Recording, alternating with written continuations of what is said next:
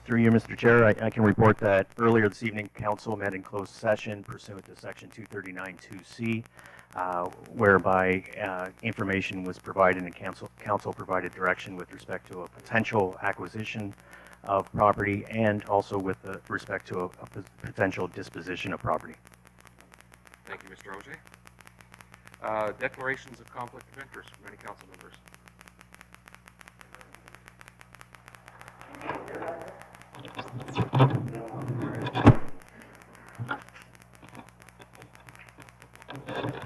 Is that better? Is that better?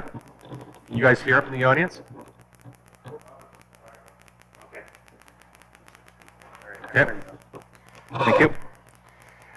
So if you find yourself in a position of pecuniary interest anywhere along, just let us know. Adoption of the published agenda for this evening's meeting. Moved by Councillor Vokes, supported by Councillor Bondi. All in favor? That's carried. Adoption of the minutes from June the 18th. Moved by Councillor Bondi and Councillor Snively. All in favor? That's carried. We have no public presentations this evening and no unfinished business, so we're going directly to reports from administration. Community Services Report, Chittle Sports Academy lease renewal at Essex Sports Center Complex. So Councillor Vokes is supporting, Councillor Rogers is, actually Councillor Vokes moved, Councillor Rogers supporting. Any questions on this particular report? Okay, then we'll just ask the question. All in favor? That's carried. Thank you. 8.2 Community Services Report 2018-26. It's a request for proposal for a prime consultant for Fire Station 2. Moved by Councillor Vokes. Supported by Councillor Bondi. Question, Councillor Bondi? Thank you, Mr. Chair. Just to our acting CAO and our Director of Community Services, Mr. Sweet, can you just, in a couple of sentences, please elaborate what it is, a request for proposal to hire a prime consultant? Did we put out the request for proposal, and is the prime consultant the architect? It's a little confusing. I haven't seen this before. Through you, Deputy Mayor. Yes, it's to hire an architect who will oversee and basically to come up with engineering drawings for our fire hall. Councillor Rogers?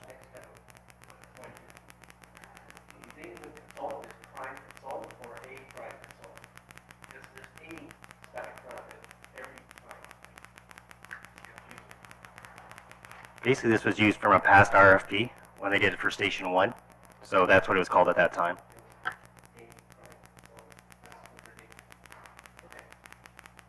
Okay, Councillor Vokes? I want to make this quick. In terms of this step, we talked to the purchase of the real estate of the property. Have we even concluded that yet?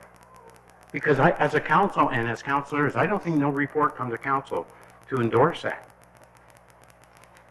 Mr. Bexley? Deputy Mayor, yes, council did approve that. It's one of our sessions in terms of this property. Just real quickly, but what we approved was the amount to suggest and submit for purchase. That's what we approved. The upper limit. I never seen it. Honestly, Doug, as a councillor, I never seen no follow up to that. No purchase price, no approval, no nothing. Came back at a closed session. You might not have been there. No, I gotta tell you, it didn't. We'll talk about it later, but just for the record, it didn't. Because it's in camera, we'll talk about it later. Okay, thank you. Any further questions? All in favor? That's carried. Thank you. Community 8.3, Community Services Report 2018-028. Support. This is declare surplus parkland adjacent to Bridlewood Park and Essex Center. Supported by Councillor Vokes and supported by Councillor Snively. Any questions? All in favor of the motion? That's carried. 8.4 Community Services Report 2018-29 Special Events Resource Team July Update. Support. Moved by Councillor Vokes, supported by Councillor Bondi. Any questions? All in favor? That's carried. 8.5 is Planning Department Report 2018-29 regarding Natural Heritage Conservation Easement. Councillor Rogers? Moved by Councillor Rogers, supported by Councillor Vokes. Any questions? Councillor Bondi? Thank you, Chair Malash. Can we have our planning policy, or sorry, not policy planner, planning assistant Rita Jabor just go over this really quickly for other people too, because I haven't seen this in a while either. Through you, Mr. Chair. So what this report is in relation to is a consent application. That's a severance application that was recently approved back on March 20th, 2018 for the property at 3876 3rd Concession Road. The consent application created 2 new lots off this property, and the conditions that were imposed was that the applicant enter into a conservation easement agreement with the town to conserve the area of natural heritage on those 3 lots. So what this report is recommending today is that the report and the accompanying bylaw be approved.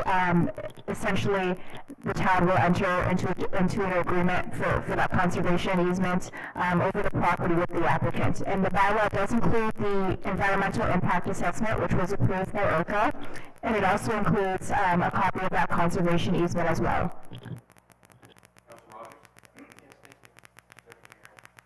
Another question on this, we're creating 2 other lots, which are all under 10 acres, and I isn't it our policy that it's 10-acre lots in this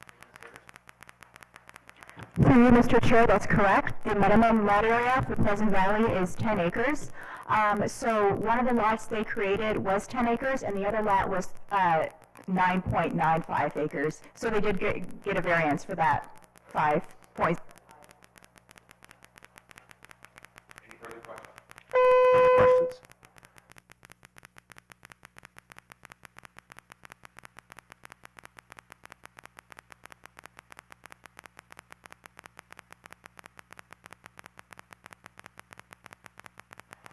Yeah, I have a report tonight. Okay. Tonight I would like to talk about the Essex Youth Center. Over social media, I've become aware that there will be a carnival July 5th at the center. I reached out to a summer student occupying the computer coordinator position and asked her a few questions about the EYC in general. I asked her about some of the advantages to having the center open during the summer, and she responded that the EYC aims to create a safe environment for youth, and some advantages to that include opportunities to spend time with friends, engage in activities such as ping pong or pool, meet new people, as well as have access to computers and games. Further to that, I asked if she feels as though the EYC will welcome as many youth as anticipated, and in what ways they are promoting the carnival. The response to the announcement of the official summer opening, she said, has gotten great feedback, and they are using lots of different social medias and other advertising methods to promote it. The goal the coordinators established for this year is to increase attendance among incoming high school students to assist with their transitions from grade school to high school. I encourage everyone here to help promote it by sharing a link on Facebook, Twitter, and other social media platforms so we can reach a broader audience and help make this event a success as well as a launch for the summer. To me, as youth representative, having a safe location like this in our community is a great addition, and I'd like to make it a big success. The carnival will not be generating any profit for the center, as it's more of like a more for the community of activity. I myself will be attending, and I look forward to giving a report on how everything went over. Thank you. Thanks, Ava. Ethan, anything to add this evening? You're all set? Yeah, Thank you. nothing to Thank you, report. both of you. No county council update this evening, and we'll move right into correspondence. Correspondence to be received. We have three articles. Mr. Roger, are we looking to trying to do them as a consent? Okay, so this is consent on all 3. Moved by Councillor Vokes, supported by Councillor Bondi. Any questions on any of these? All in favor? Oh, Councillor Rogers?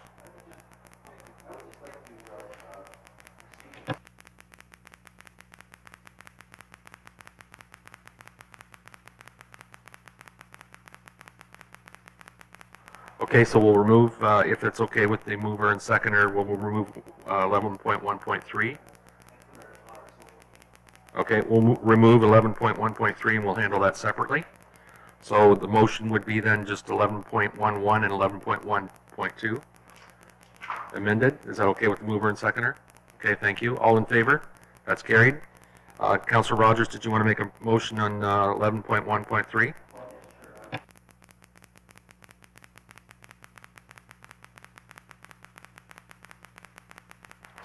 supported by Councillor Vokes. Any questions on that? All in favor? That's carried. Thank you. Next is correspondence to be considered for receipt and support. So we have two items there.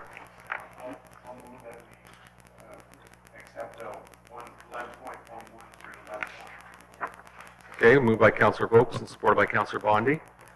Any questions on either of those correspondence? So we've received and supported both. All in favor? That's carried. Thank you. We're on to committee meeting minutes. So Councillor Vokes is supporting with recommendations, Councillor Vokes, and supported by Councillor Snively. Any questions on any of those reports? No, everybody's saying no. So all in favor? That's carried unanimously. Thank you. Nothing under financial or new business. We're on to notices of motion, and we have a motion from Councillor Bondi regarding fluoridation of the town's water. So Councillor Bondi, did you want to, so it's moved by Councillor Bondi, and we need a second, supported by Councillor Vokes. And the motion is that a discussion will be held by council on the fluoridation of the town's water. At the same time, could we possibly get a motion as part of the motion that administration come back with a report on this for us?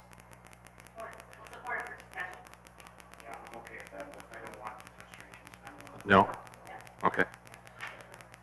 So you don't want administration's opinion? Okay. Very good. All in favor of the motion then? That's carried unanimously. Thanks. No, this is notice of motion. At some. It was presented June 18th. It is for action tonight. Oh, it is for action tonight. Sorry, it's coming. Okay.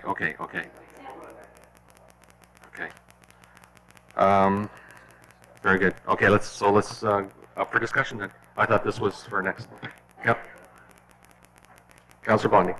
Thank you, Chair Malash. I don't want to discuss it really long. I just think that it's important that council has an opportunity to discuss it, because there's been a lot of articles in the media, delegations at Windsor City Council, delegations at County Council, where I believe the warden of the county said it's up to the individual municipalities. So hence the reason I brought it up here, because I brought it up to put it to bed, I really think, because I don't see it, in this term of council anyways, I don't see it as a priority where our residents should be worried about it. So I don't want to give administration a mandate of spending 10 plus hours writing a report. I just want to basically say the town of Essex, if it was up to me, and I know there's other people here, but if it was up to me, I would say the town of Essex is not willing to host fluoride in their water, so the people of the town of Essex can relax during this term of council. And that's basically all my thoughts. I'm not supporting it being added to the water. I believe we can get fluoride in other forms. I believe it's our municipal responsibility to provide safe, clean drinking water, but not our municipal responsibility to add medication in our drinking water. Short and sweet. I want my position on record, and I want the residents that I represent to know that I'm opposed to adding fluoride in the water. Thank you, Councillor Bondi. Councillor Vokes. Thank you, Chair. And as seconder, I support the same initiative. It's not broke. Let's not fix it. If I need to get fluoride, I'll figure out a way to get fluoride. Chopper's got all the fluoride in the world. I don't need somebody pumping it into my water and everybody else's water. If they want to get fluoride, they can get fluoride. Thank you. Councillor Rogers. Thank you, Mr. Deputy Mayor. I also want to go on record as being opposed to fluoride being placed in our drinking water, in our water system. Thank you, Councillor Rogers. Mr. Nepsey.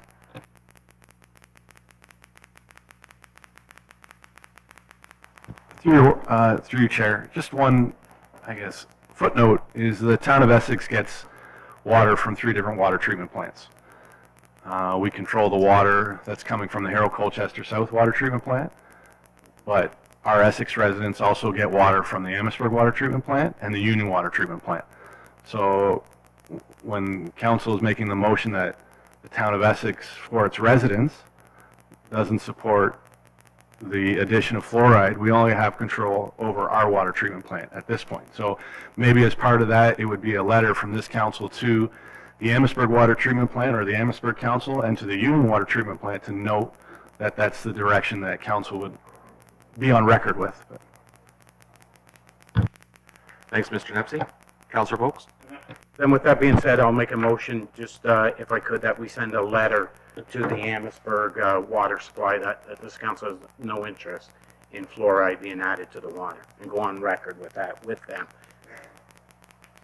Councillor Rogers? I can second that, but I would like the motion to all encompassing to maybe get the fact that in our own water supply. Any water provider for the town of Essex send a letter saying that we're not interested in, yes, absolutely. Thank you, Councillor Rogers.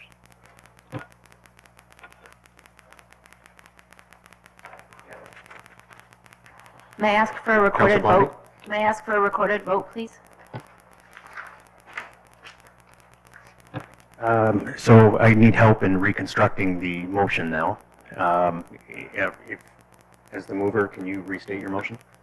The motion is that of what Councillor Bondi has put forward, and that is obviously no opportunity for fluoride to be added into any municipal water in the town of Essex, and that a letter be sent to all water providers indicating that's the wishes of council representing the town of Essex. Thank you. On the stated motion, and with Councillor Bondi requesting a recorded vote,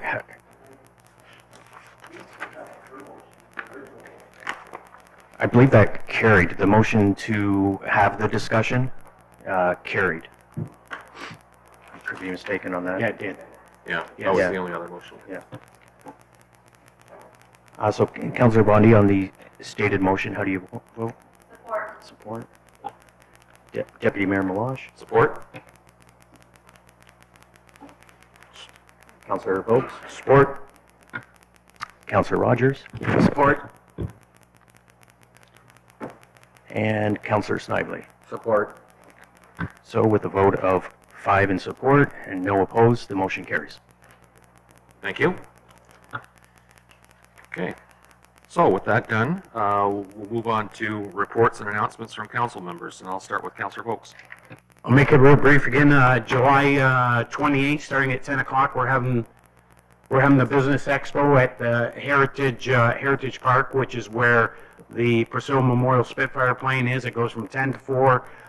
Live music, face painting, Disney characters, businesses set up there promoting their business. So we encourage all to come out if you're not attending one of the other Essex events taking place on the exact same day. So thank you. Thanks, Councillor Vokes. Councillor Rogers. Thank you, Mr. Mayor. I'd just like to let everyone know that this Saturday, July 7th, down at Colchester Harbor will be the first Martin Fest, which is a celebration of the Purple Martins and the houses that we have down there for the Purple Martins. There's going to be information. There's going to be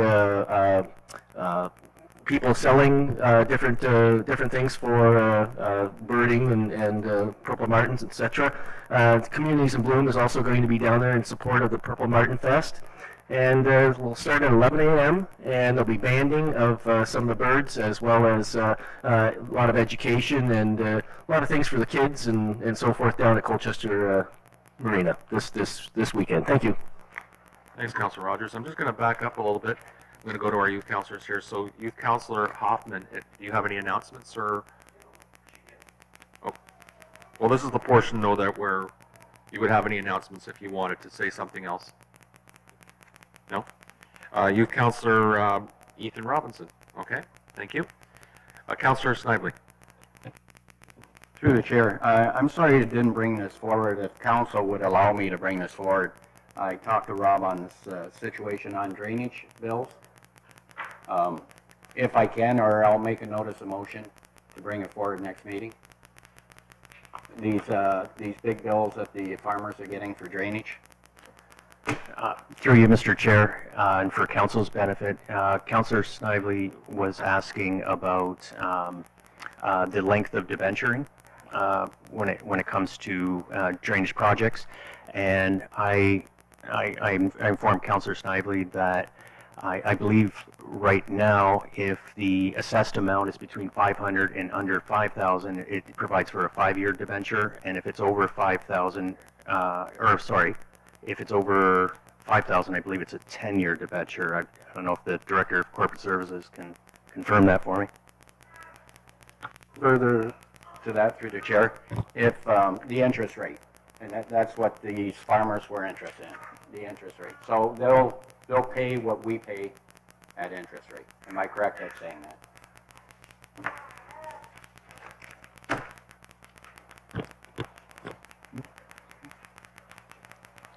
Oh, so Mr. Morrison. Through the chair, the term of the debenture all depends on the bylaw. So recently for construction projects, the bylaw has been changed to amend it as the clerk has identified. The interest rate, we have a debenture bylaw going forward tonight for drainage. The interest rate is 2.61% on that. So it's a very favorable rate. Yeah. And we've confirmed that with Infrastructure Ontario. That's their 5-year lending rate.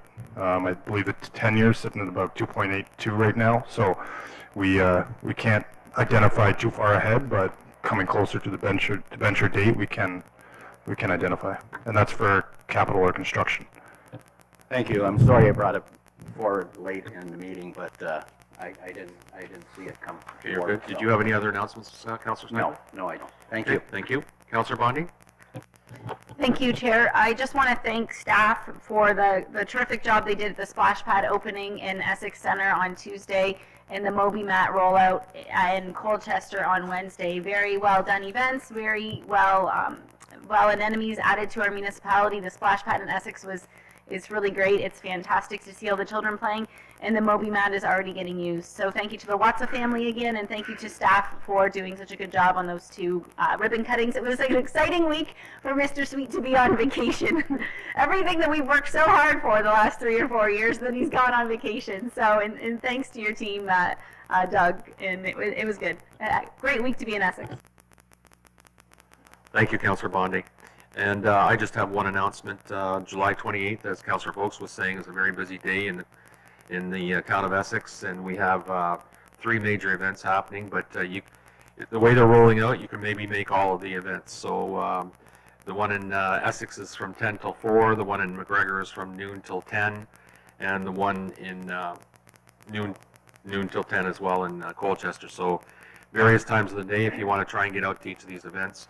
But the one in particular in McGregor is the one I'm going to talk about a little bit, and that is to let everyone know that the Coan Park is turning 40 years old this year. We are going to be having an event, family event on July the 28th with lots of activities going on for all members of the family. And it's between 5 and 7 o'clock. There'll be a steak barbecue. You can have chicken or steak. There'll be some tickets sold at the door. If there'll be some extras if you don't have a chance to purchase a ticket in advance. So don't fear about coming in at the last minute.